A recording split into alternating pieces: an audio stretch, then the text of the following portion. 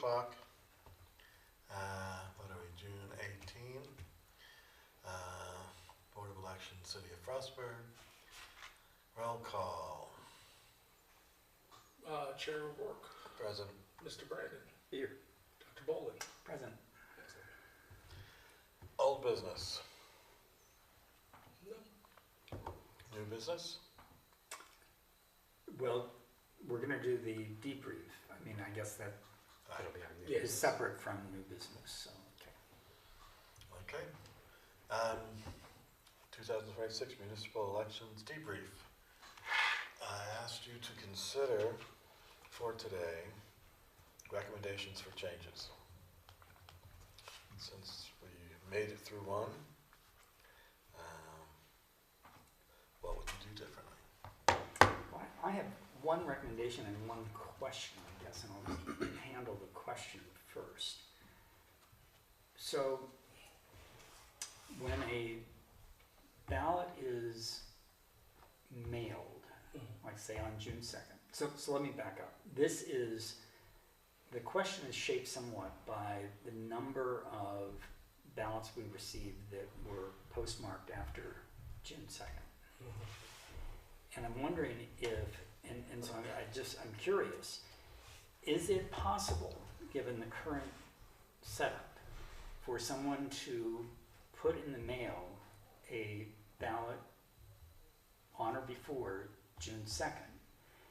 And because it's my understanding that some of the mail still goes down to Baltimore, is that correct? Yeah, in general, I believe almost all mail goes through the Baltimore sorting system. Okay, I believe that the Frostburg Post Office was keeping an eye out for election material and postmarking it local and just putting it in our box instead of sending it down. That was the difference between the postmarks. That one that was kind of printed that said Baltimore. and some of them were illegible. The Most of date them were, except for was those three. illegible. Okay, so if they're doing local postmarks, regardless of where it's being routed, that removes some of my concern. I don't think they're doing local postmarks for everything. Okay. I think they were doing that for ours because they saw Right, it. no, for the ballots I'm talking about. Yeah. It just it strikes me as somewhat strange that we got as many postmarked after June 2nd as we did. I thought so as well. I do know that some people don't understand with drop boxes. Just because you put it in there on the 2nd, if you were to put it in there at 10 o'clock, if that mail drop box has a pickup time of the following day, it won't get postmarked till the following day. So I Right. expected to see some Yeah. from the 3rd. But we saw some as late as I think the 5th was the latest one we had seen, which, Maybe one, I think, was 6th. yeah. And I don't know if that's somebody putting it in late or if it went down to Baltimore, it took a day or two to actually get postmarked. I'm not sure. Well, I guess given that I don't have any particular recommendations, I guess maybe just reinforcing with the post office the importance of them handling, to the extent that it's reasonable and practical, handling ballots differently so that there is a local postmark that reflects when it was received by the Frostburg Post Office. And I don't know if the handful that we got from Baltimore, because I'd say there's probably, of those at least after election day, the postmarked ones, we probably had 10 or so that were from Baltimore. I know there was a couple that the machine didn't print right on, the other ones were fine. I don't know if that's somebody that had their ballot with them and left the area and mailed it back from another location, and Well, that's why I went to true, too. Baltimore, Yeah. or if it was that our post office just didn't catch that as one of the ones that keep local, so it went down. Well, and I, should also entertain or keep that in mind, that's a possibility. I can't imagine a whole lot of people taking their ballot out of town to mail it back in, but, Well, they could be Wow. on their way to somewhere and, Yeah. yeah. Could be forwarded mail. Could be lots of things. I don't know. I'm inclined to stick with the IRS rules. gonna mail it on the day that it's due, get someone to post office to stamp it. Yeah. Yeah. If not,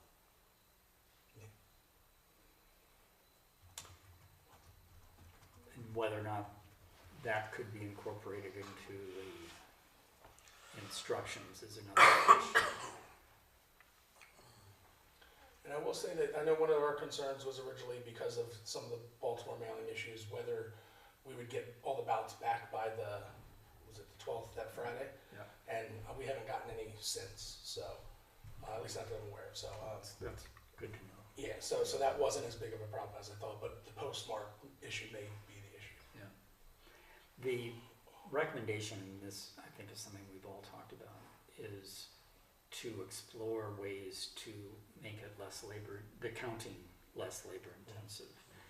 And of course, one of the thoughts that comes immediately to mind, and there may be other better solutions, but is there a way that we can make our ballots scannable? And if so, can we involve the county board of elections in either using their equipment or getting some guidance from them about the issues that we would encounter as we, if we decide to move towards something that would be scannable. Yeah, I'm not sure if there's specific regulations, I'm sure they'd be able to guide us on that. But you talked about having a meeting with them, and that could be one of the major topics Yeah, if that's the direction for we want to go. that meeting, if we decide to go in that direction. I figured we would address the efficiency standpoint, so that's obviously one thing that I would like to discuss. Aside from that, I know voter turnout was relatively low, and I think that was likely because there wasn't many contested, spots there. But maybe going forward, if we were to put together a marketing calendar, so to speak, of kind of promoting, so everybody knows, nobody's missing it. We may be in the same boat from a voter turnout standpoint, but I think it would be good for us to kind of leverage every opportunity and speak to every demographic we possibly can. Obviously, we put things on social, but we put little flyers, and you may have done this, I can't remember, put flyers, in Clatter, where places where people were going to be going, maybe even at the Churchill Main Street, like different things, just to make sure we can kind of see a better voter turnout. We didn't do flyers like that at businesses and stuff, but that is something we could look into. Okay.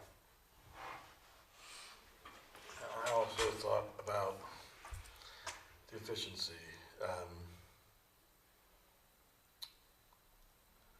And scannable ballots. Definitely something we should look into. I also think that we could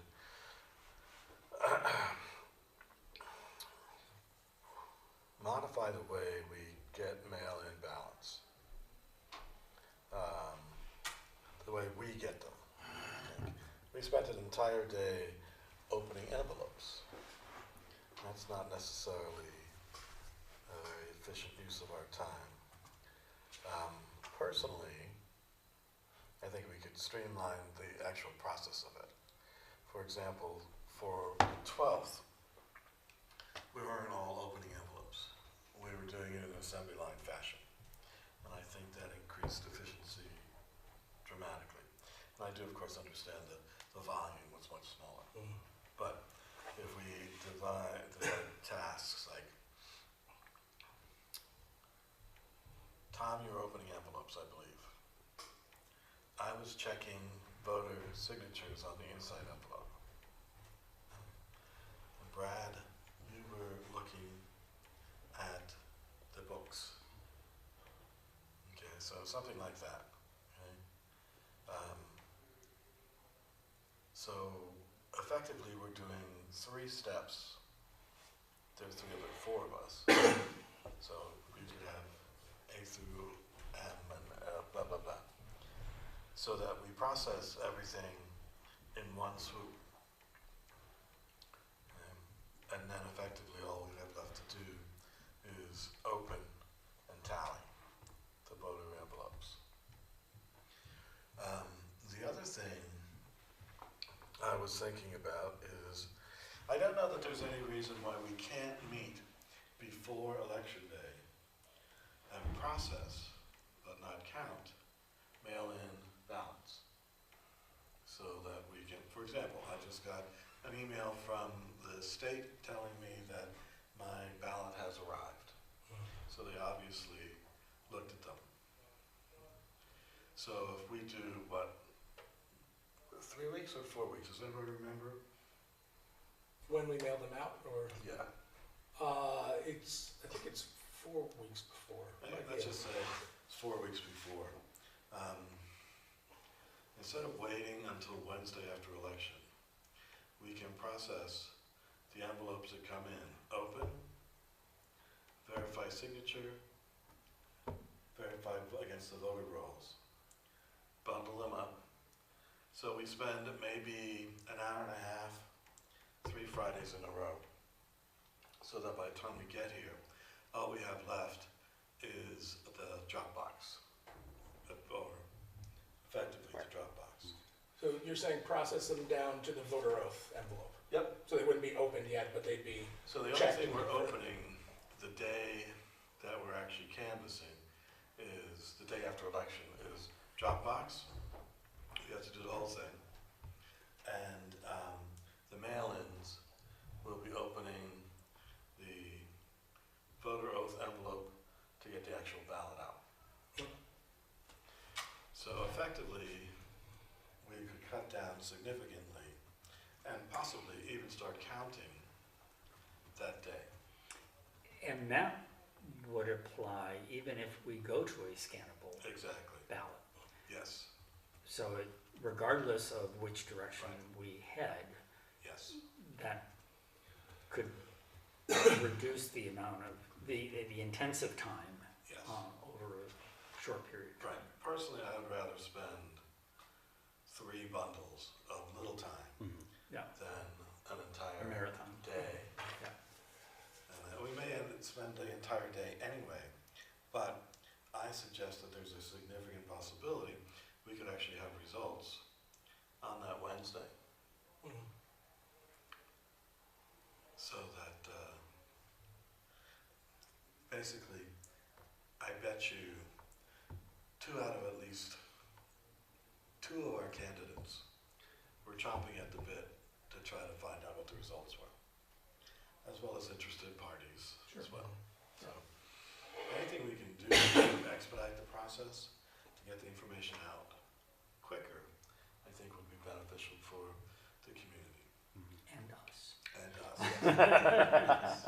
So one of the things that we can do as well, and they didn't do this last year, so we didn't really push for it this year, is it doesn't just need to be us Right. that act as canvassers. So we can get more people together, especially if we're gonna try to do things. If we didn't do it the weeks before, if there's some rule against not opening certain envelopes at certain times, we could have 10 people in here.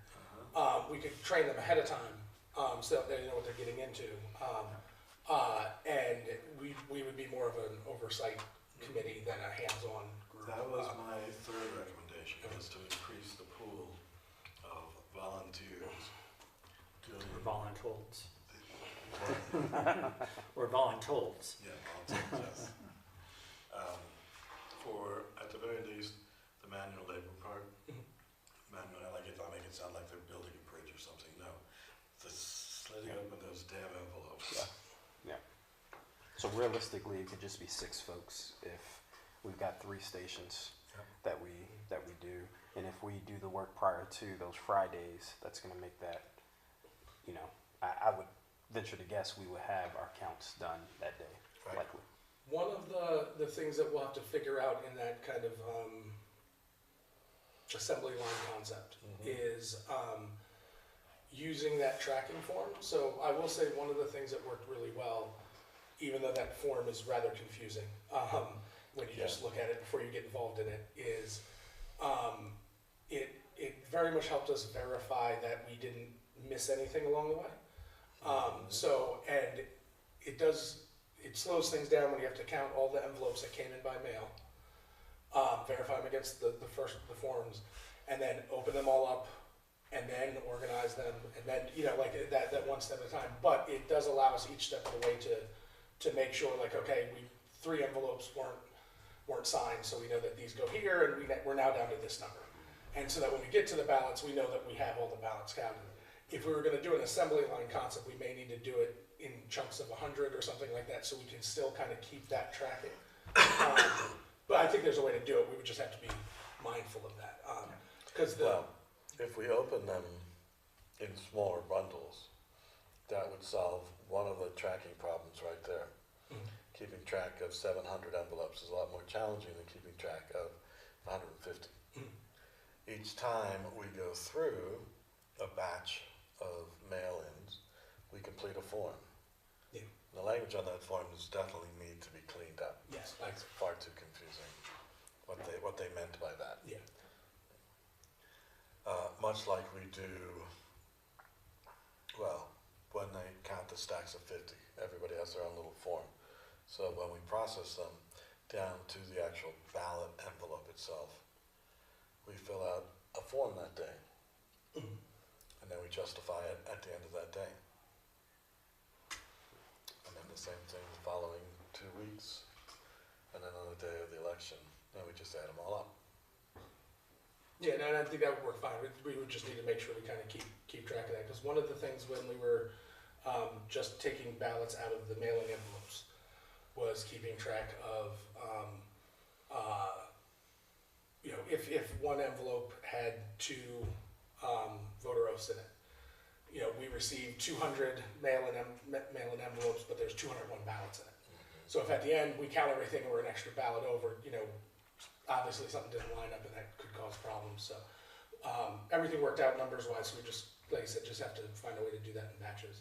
The biggest concern is making sure that once we get down to the voter oath envelope, that only the ones that are opened are ones that were already verified, so that we don't accidentally wind up with, okay, this, you know, this envelope wasn't supposed to be valid, but the ballot's out of it in a pile of other ballots, and now we don't know who's it. Like, that's the biggest thing, but I don't think we ran into anywhere near close to an issue with that. And with what you're describing, it doesn't sound like Right. that could be a possibility. I mean, we did it on the 12th. I'm just recommending we do that Mhm. 4 times before the 12th. So Yeah. that part of it is the overwhelming number. We try to do it once. That adds to the confusion. Yeah. If we do smaller bundles, then the possible lines of entanglement are reduced. Mhm. So Tom opens an envelope. He sees that there are 2 voter oaths envelopes inside. Okay. Puts the envelope and the 2 off to the side with a note, we gotta deal with it. And moves on to the next one. So that we don't get any of the anomalies until all the regulars are done. Right. And then we deal with them, much like we did with any anomalies we found this time. Yeah. One of the things that people have asked, and I know has continued to be a question, and would actually solve a lot of these problems, but may create others, is there any interest in going back to an in-person election day?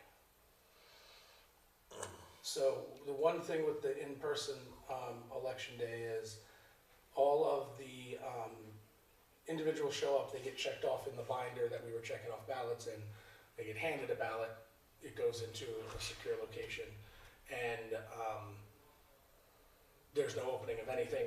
We just count all those ballots at the end, and then the only thing we'd have to do is mail in ballots.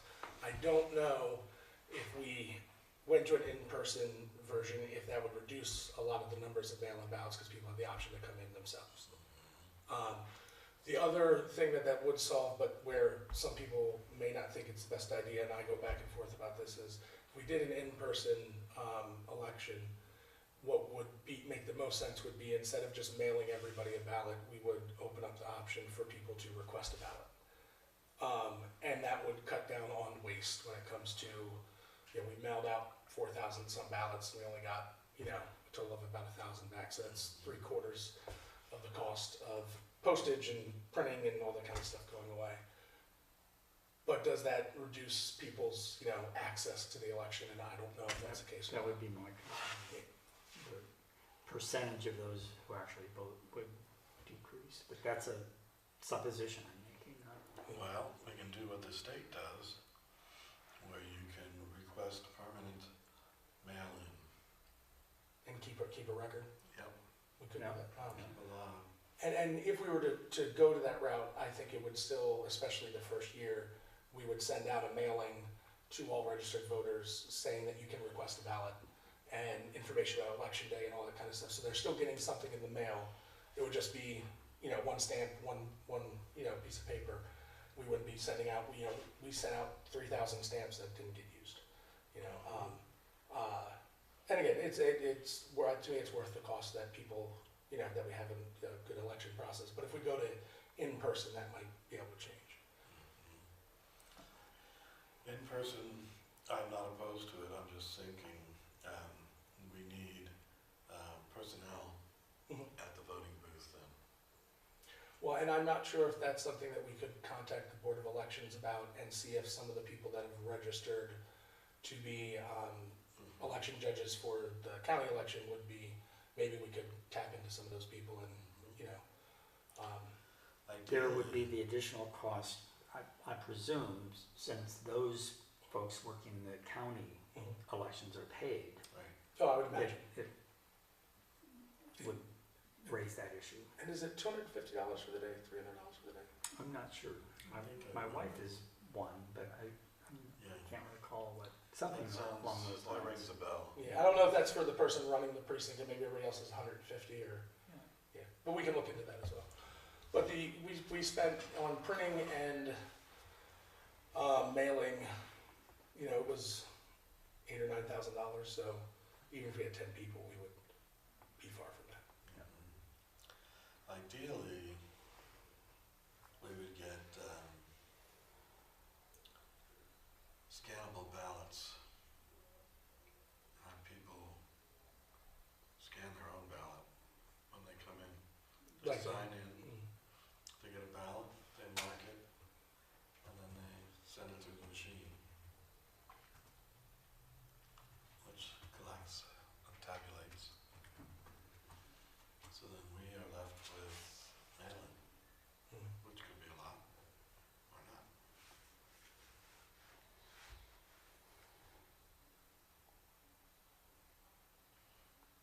Right, so Patrick, you have 2 years to figure out costs.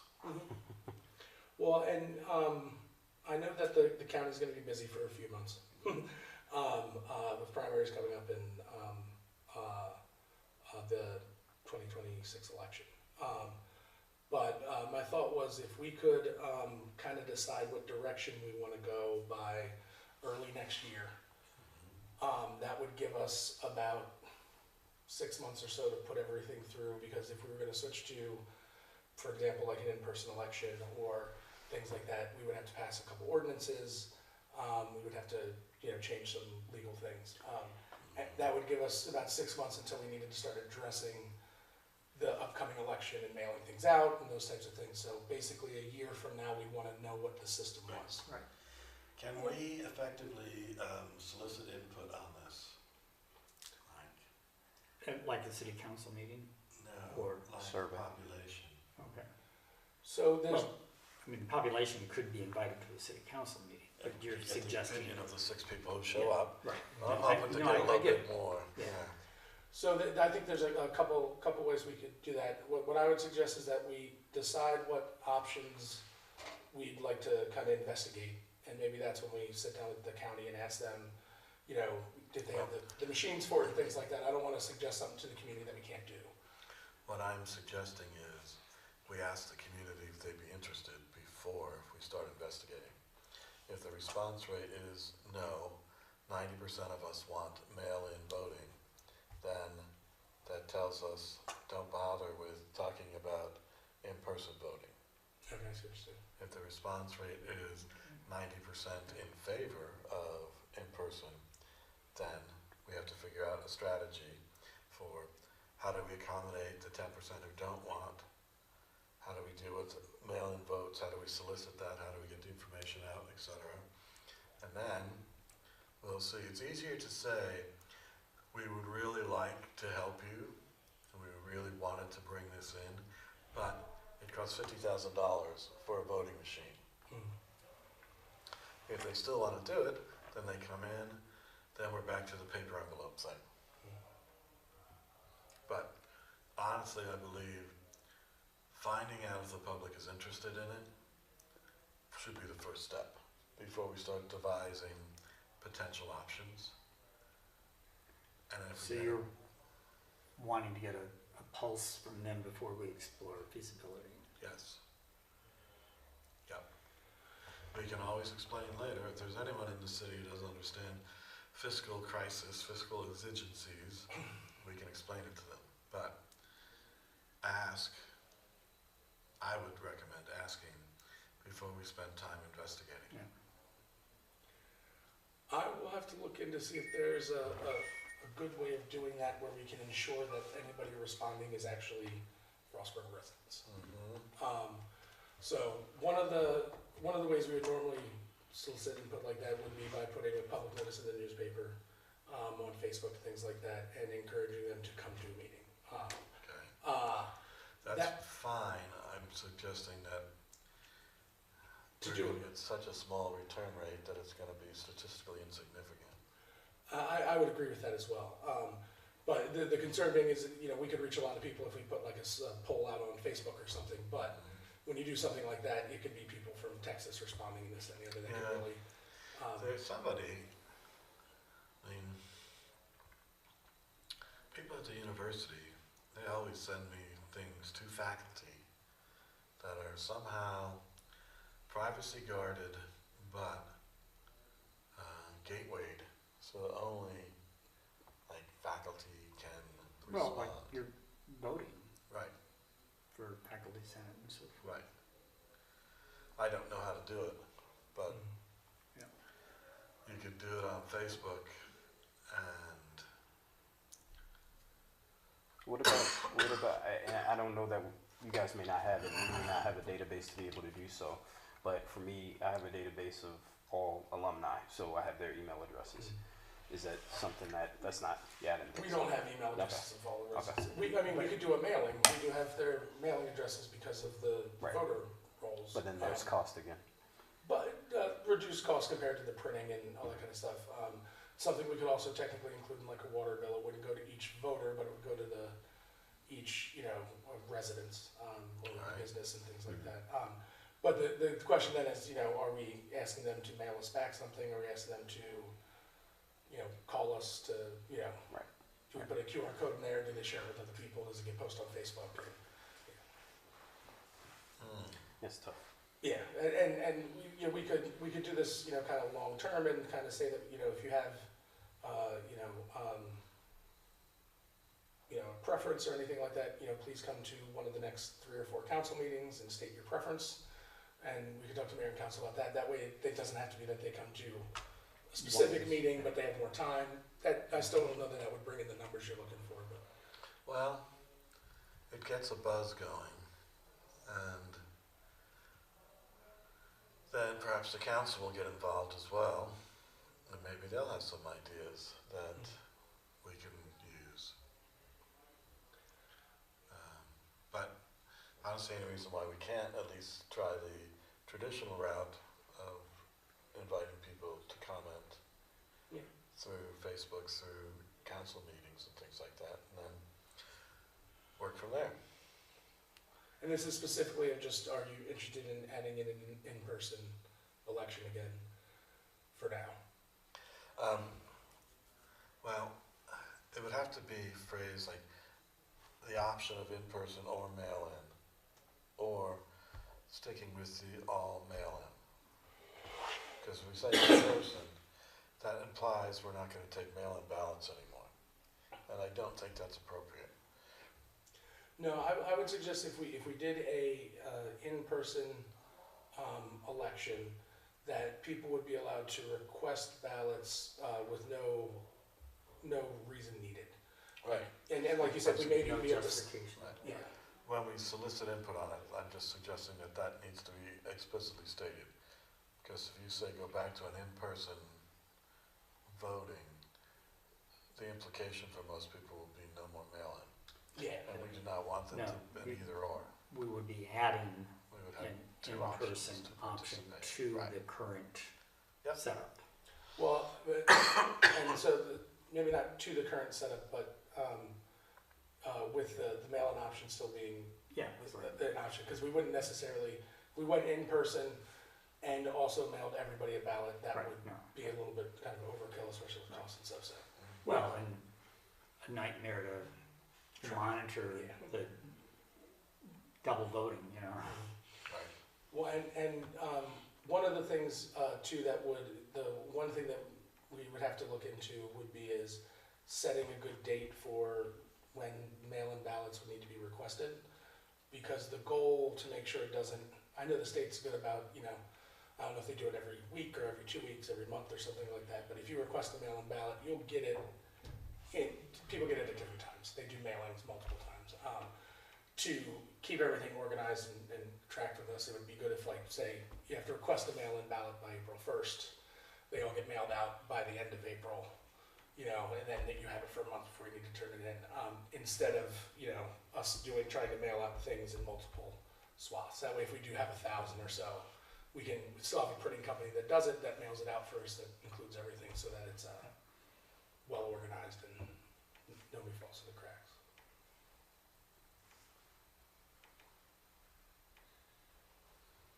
Other comments or questions?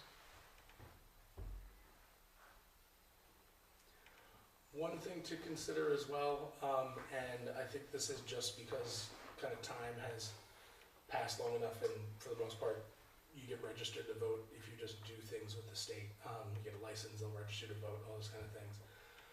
We keep a list of ongoing individuals that have registered specifically only with the city. So if they weren't registered for the state or the county elections, they can still come in and register with us as long as they're residents and of age and those types of things. Nobody registered separately this year. And of the list that we have on record, nobody voted off of it. So none of those individuals voted. Now, chances are that's because they have since registered to vote and were in the book, and we called them there. We didn't have to, double check them on our list. Either this year or we can wait another election and check, but at some point it may be worth purging that list. And starting fresh, just so that we know if they're current, if they're at the right time, things like that. So just something to think about that we can talk about later. Further comments? Questions? All right. Any reason for us to meet before the fall? Not that I can think of. I don't think so anything out there. When do we want to try to start soliciting kind of input from the community? Do you want to wait till after the other election so that it's not as confusing as to what we're asking? Wait till after November or wait till after June 23rd? Either, that's up to you all. November's pretty late. Because that would only give us a year.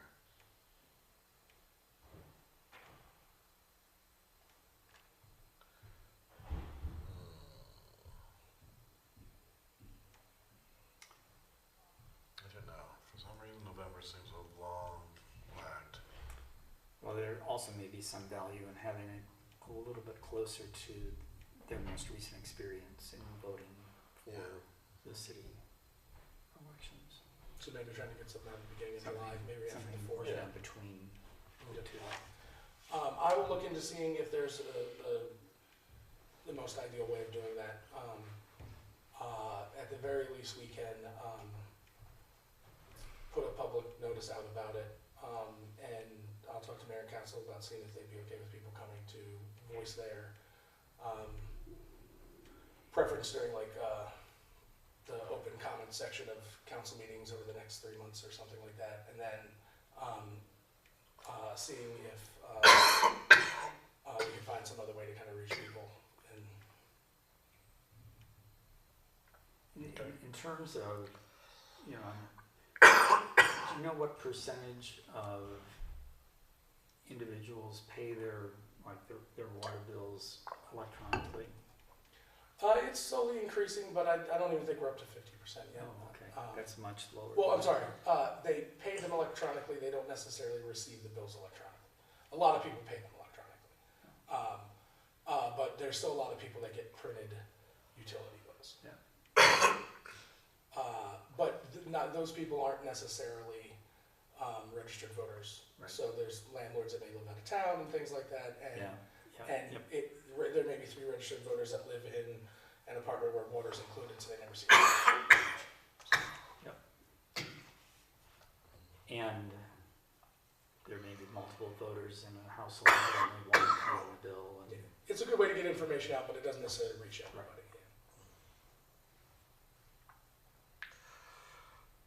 Excuse me. All right, other comments? All right, without objection,